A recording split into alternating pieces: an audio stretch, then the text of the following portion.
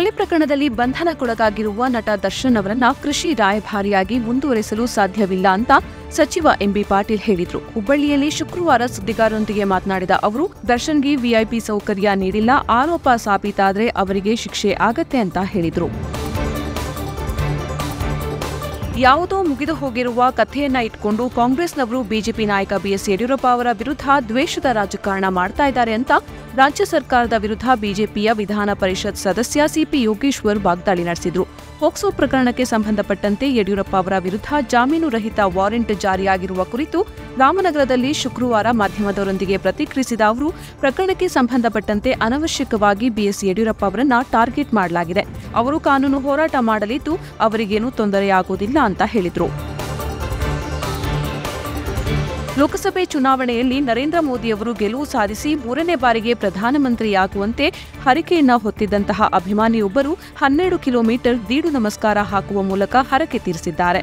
ವಿಜಯನಗರ ಜಿಲ್ಲೆಯ ಹಿರೇಮೆಗಳಗೆರೆ ಗ್ರಾಮದ ಜಿಡಿ ಮಲ್ಲೇಶಪ್ಪ ಹರಕೆ ತೀರಿಸಿದ ಅಭಿಮಾನಿ. ಹಿರೇಮಗಳಗೆರೆ ಗ್ರಾಮದ ಹೃದಯ ಭಾಗದಲ್ಲಿನ ಉಚ್ಚೆಂಗಮ್ಮ ದೇವಿ ದೇವಸ್ಥಾನದಿಂದ ಬೇವಿನಹಳ್ಳಿ ತಾಂಡ ಬೇವಿನಹಳ್ಳಿ ಗ್ರಾಮದ ಮೂಲಕ ಉಚ್ಚಂಗಿದುರ್ಗ ಗ್ರಾಮದ ಉಚ್ಚೆಂಗಮ್ಮ ಪಾದಗಟ್ಟೆ ದೇವಸ್ಥಾನದವರೆಗೆ 12 ಕಿಲೋಮೀಟರ್ ದೀಡು ನಮಸ್ಕಾರ ಹಾಕಿದ್ರು.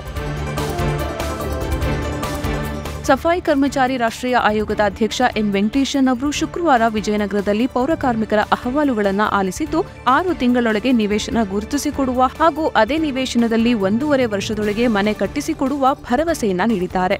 ಜಿಲ್ಲಾಧಿಕಾರಿ ಕಚೇರಿಯಲ್ಲಿ ಸಭೆ ನಡೆಸುವುದಕ್ಕೂ ಮೊದಲಾಗಿ ಇಲ್ಲಿನ ಅಂಬೇಡ್ಕರ್ ವೃತ್ತ ಸಮೀಪದ ಇಂದಿರಾನಗರ, ಶಾಂತಿನಗರ ಪ್ರದೇಶಗಳಿಗೆ ಭೇಟಿ ನೀಡಿದ ಅವರು ಪೌರ ಕಾರ್ಮಿಕರು ವಾಸಿಸ್ತಾ ಇರುವ ಪ್ರದೇಶ, ಅವರ ವಸತಿ ಸಮಸ್ಯೆಗಳನ್ನ ಕುರಿತು ಖುದ್ದು ಮಾಹಿತಿ ಪಡೆದರು.